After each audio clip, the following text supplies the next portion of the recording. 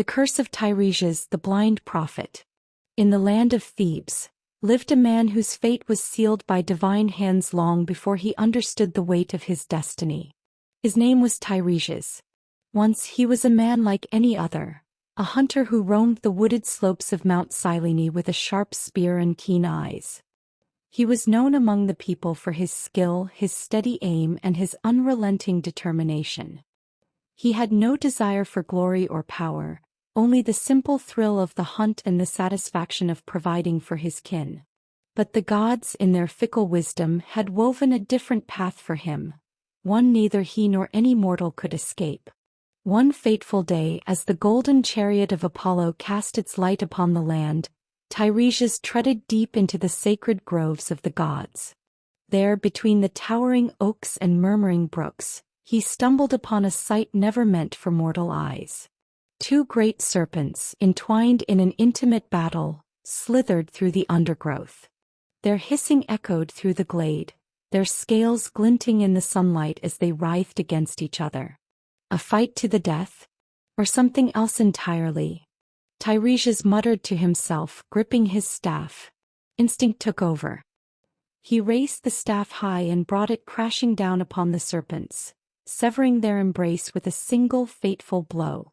At once, a force unlike anything he had ever known surged through him.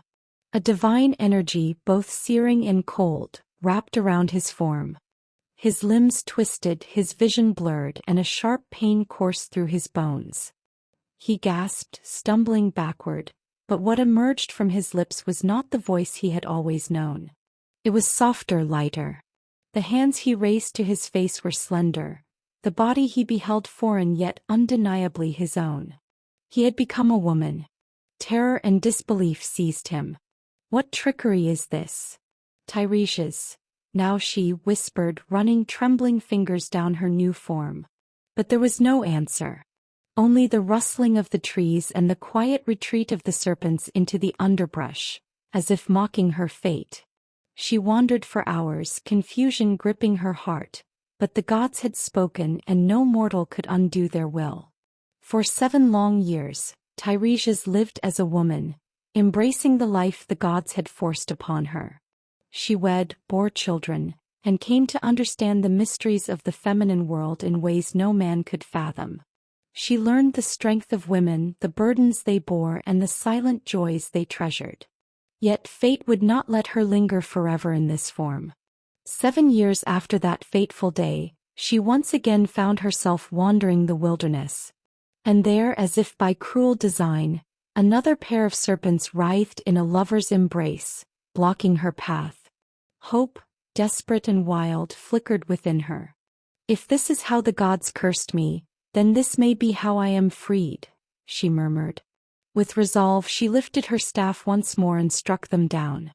In an instant her body twisted, the divine force overtook her and she collapsed to the ground. When she rose, her hands were rough again, her voice deep, her limbs strong. He was a man once more.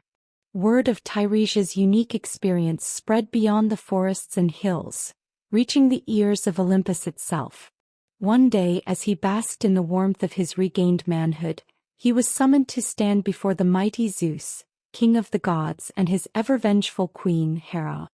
He climbed the marble steps of Olympus, where the great hall of the gods loomed before him, its columns stretching into eternity. When he entered, the air was thick with tension. Zeus reclined on his golden throne, his eyes twinkling with mischief, while Hera sat beside him, her expression stern. "Teiresias," Zeus boomed, "you are the only mortal who has lived as both man and woman. We have a question and you shall answer it." Teiresias bowed. "I am honored, my lord. What is it you wish to know?" Hera's voice was smooth but laced with warning. "Tell us, Teiresias, who experiences greater pleasure in love? A man or a woman?" Teiresias felt the weight of their gaze upon him. He hesitated, knowing that whichever answer he gave would displease one of them. But he was not a man to lie before the gods. "A woman, O king and queen," he said slowly, "experiences pleasure ninefold compared to a man." A slow smile crept across Zeus' lips. He chuckled, a deep rumbling sound. You see, Hera? Even a mortal knows the truth. But Hera, humiliated and enraged, would not suffer defeat at the hands of a mere mortal. Her eyes darkened like a storm brewing over the Aegean. You dare speak such words before me? She hissed. Then you shall never see again. Before Teiresias could react, her hand shot out, and an unseen force wrenched the light from his eyes. Darkness swallowed him whole. He stumbled back, a cry escaping his lips as the world vanished around him. No light, no shapes, only an abyss stretching endlessly before him. "I sight," he gasped. I cannot see." Zeus, though powerful, could not undo Hera's wrath, for even among the gods their decrees were immutable. But he took pity on the man who had been punished for his honesty. "You have lost your sight, Teiresias, but I will not leave you in darkness," Zeus declared.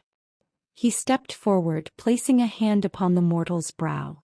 "In place of your eyes, I grant you the gift of prophecy.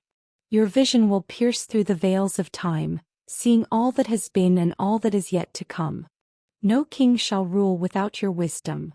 A strange warmth filled Teiresias, and though he was blind, he felt as though he could see further than ever before.